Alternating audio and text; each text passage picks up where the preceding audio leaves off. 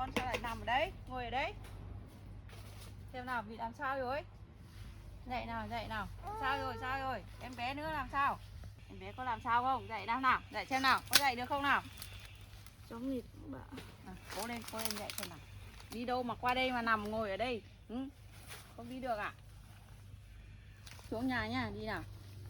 Đi về nhà nhá. Đây, qua đây. Ôi, cả em bé nữa.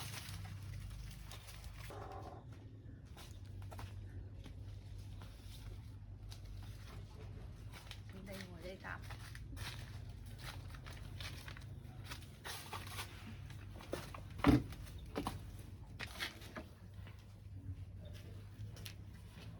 Thế nào, em bé có làm sao không? Cháu đi đường xa rồi đói mệt. Cháu đi từ đâu về đến đây? Cháu đi vào rừng không là cháu lạc vào đây bác. Thế đi tìm cái quả gì ăn cho nó đỡ đói nhá. Thế thì lấy quả khế thôi, không có quả gì đâu.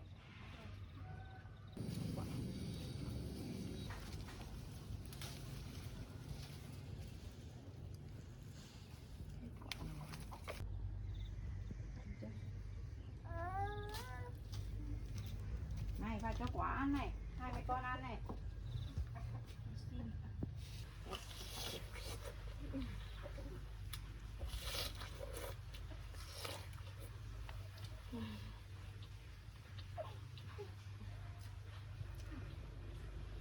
Thế, thương em bé quá nhỉ.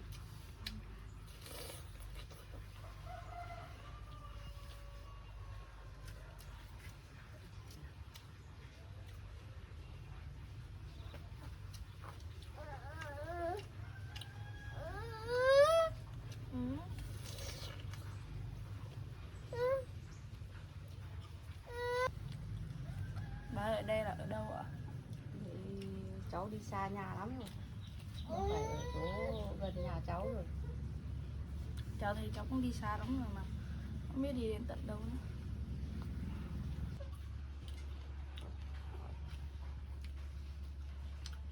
Bây giờ ở đây là ở Tân Mỹ rồi, không phải ở chỗ gần nhà cháu rồi. Vâng.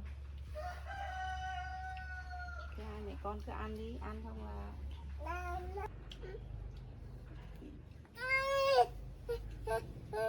thế cháu đi tận đâu mà lạc tận đây, đi qua tận đây. Cháu ở Hà Lan, cháu cứ đi lên rừng, cháu tìm xem có củ mài hay củ gì không để cháu đào đi bán. Hay là đào ăn và đi lạc về tận đây. Thế bà có một cây ở trên này, thế bà cho một cây thì hai mẹ con đi đào đấy nhá. Vâng. Thế cháu cảm ơn bà quá. Đi theo bà cho đào này.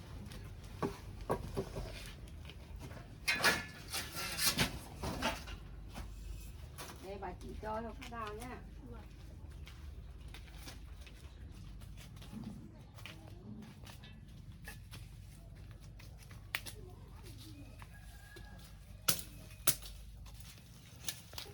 Vâng, cây này.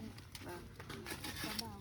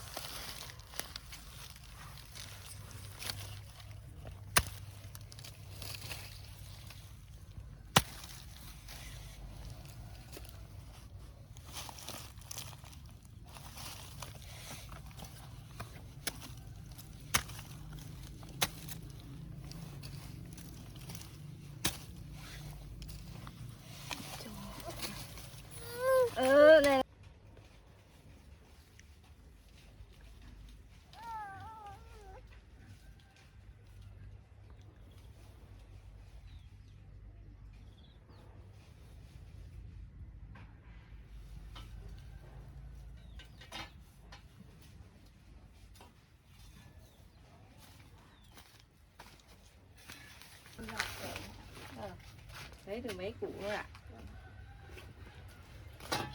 Đây là cho túi bóng đựng về này.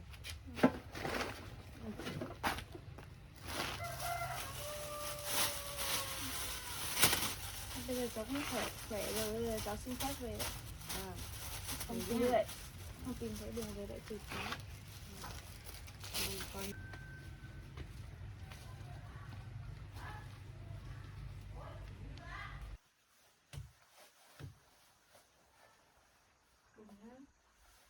đây mẹ cống à, mẹ cống à.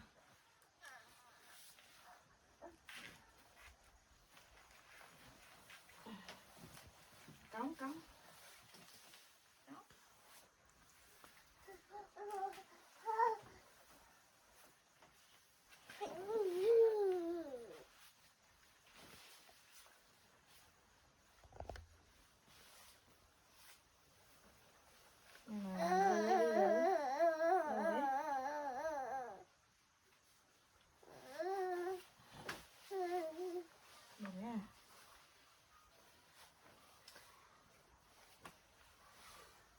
Mặc cửa tay em gì?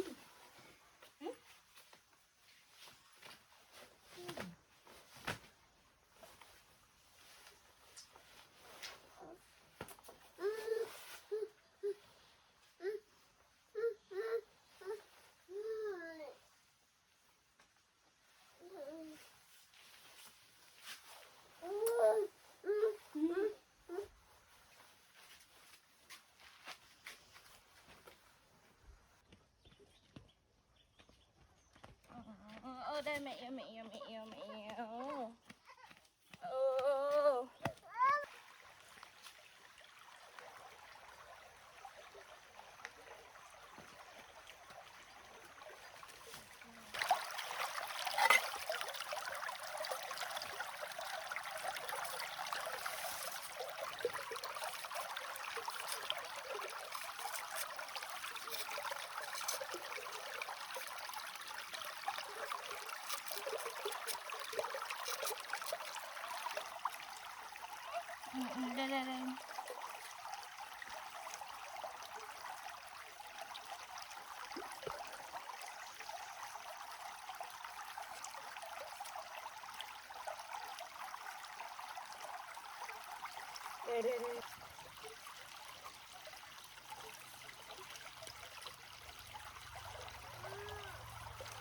Đây. Đây. Đây là.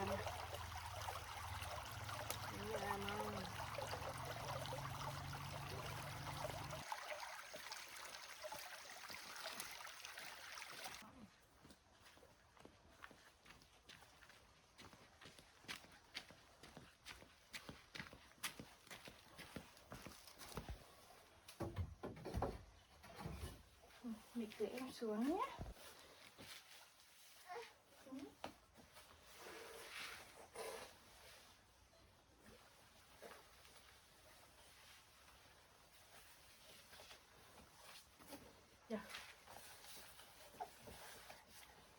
Được rồi.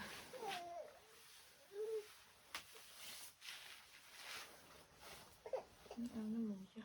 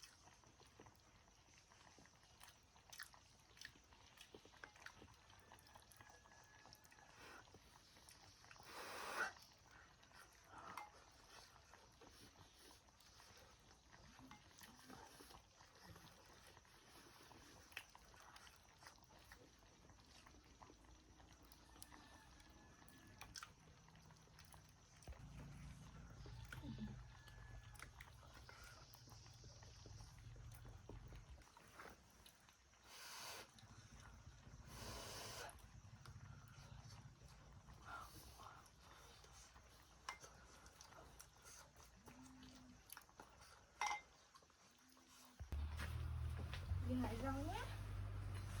Hải rau nhé.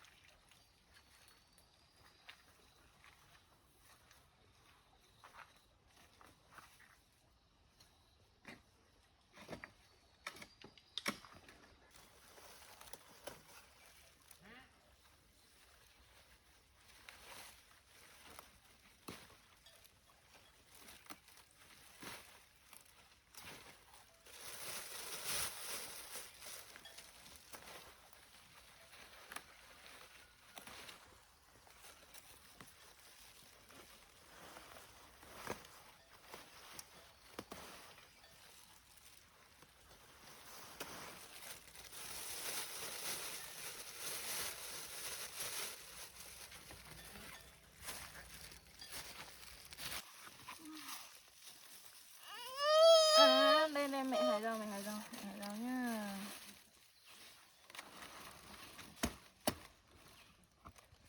Hái rau nha.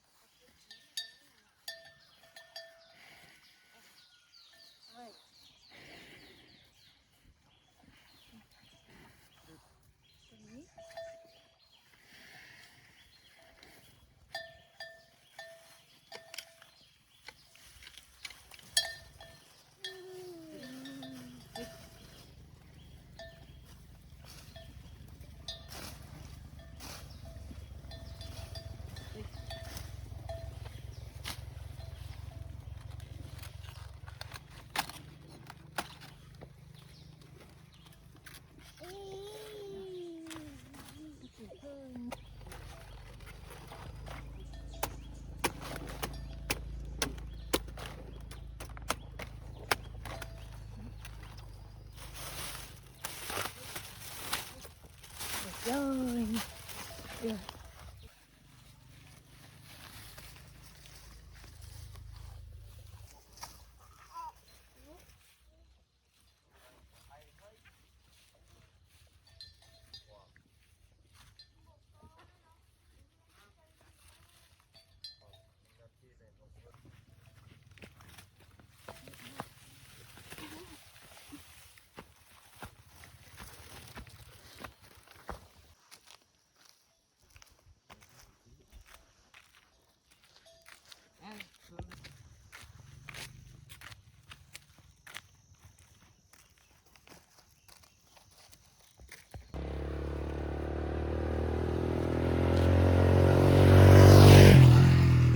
Này tí nữa mà ngã thì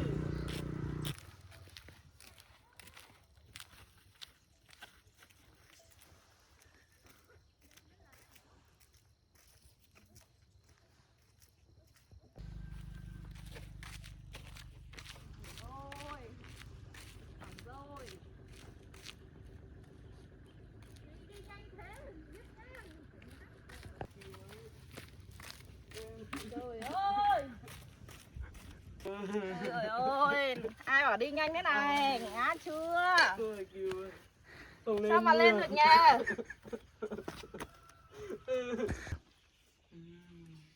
Đâu xem kéo được không? Ôi ôi không tới. Để xem cái này xem nào. Có bị đau nhiều không? Chân không lên được. Không lên được. Trời ơi cái chân đây là đứng lại được không? Để chị kéo lên nào. Không lên được. Chỗ đây cao. với được nhưng mà chân nó không trèo lên được ấy. Làm cái gì được nhờ.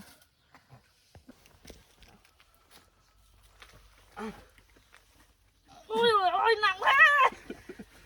Ôi. Ôi ôi.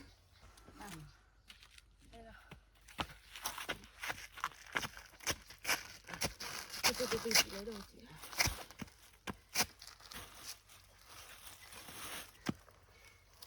Xe kể đến đây tí bảo người về đấy. Ấy đi nhanh lắm. Đi rồi.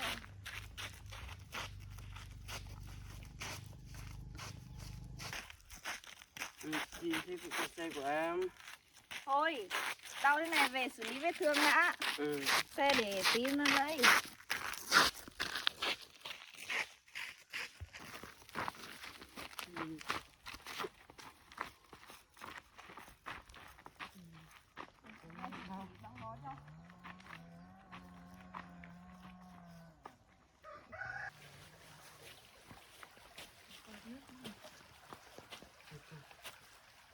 Thế nào? Ôi trời ơi.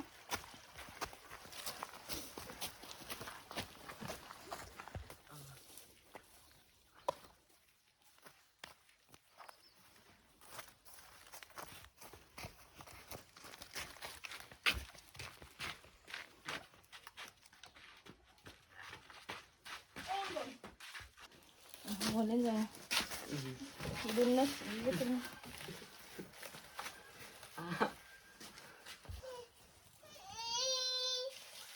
Ngoan nha.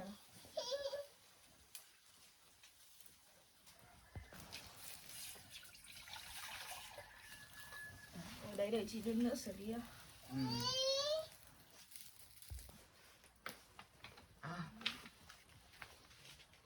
Vẫn còn hơi nắng nóng lại được bắt cái nồi lên nấu cháo cho ăn.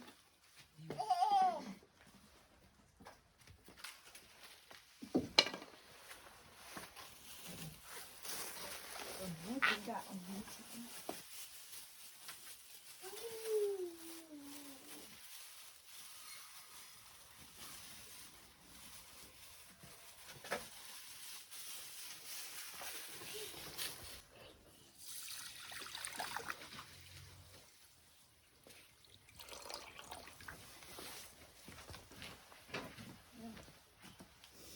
Đâu?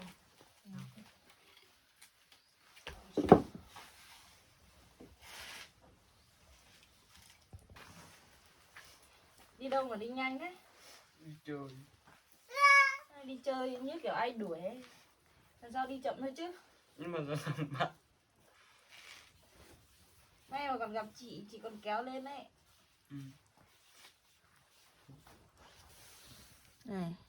À đi. Đây sâu Chị ấy. lên sâu. Rách thật Đau. thịt ra. Chị lâu.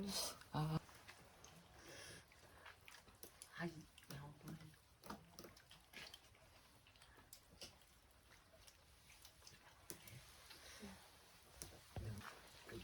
Tay quá, đau mấy đâu. Cái này chỉ bị sức lực đi ra thôi, không sao đâu. Chân mới bị nặng, tí chị băng chân vào.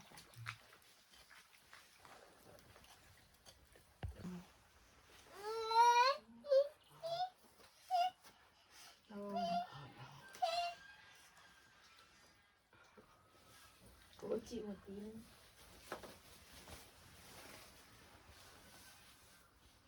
Này mà nó chị đi mua đi.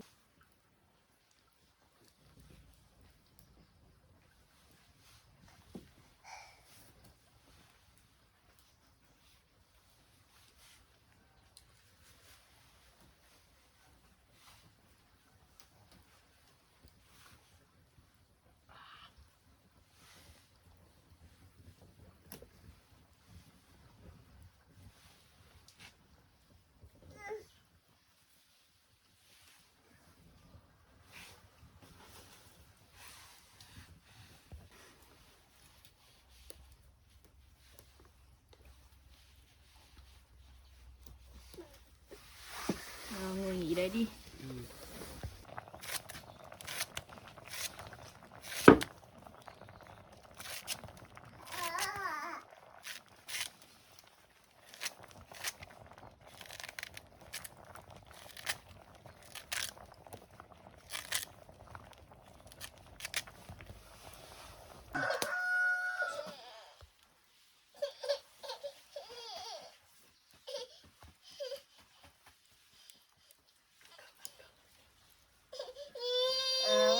ba nào. Cháo đi. Nóng nha.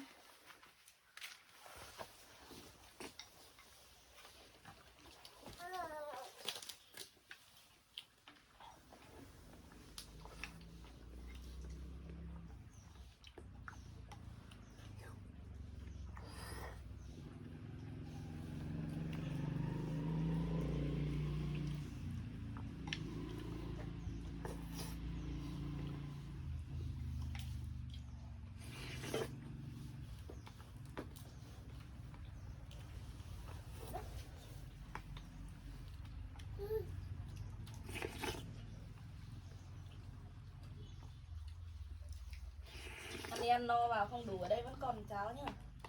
Ừ.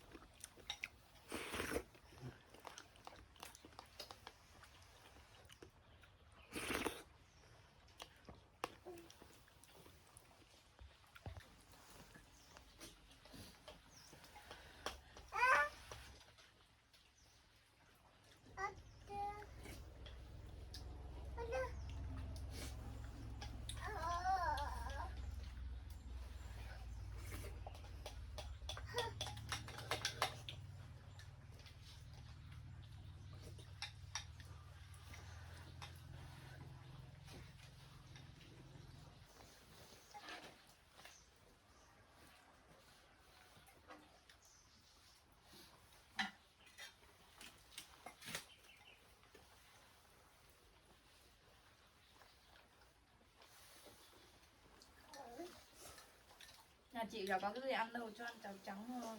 Ừ. Nó với rau. Nhưng quá thế.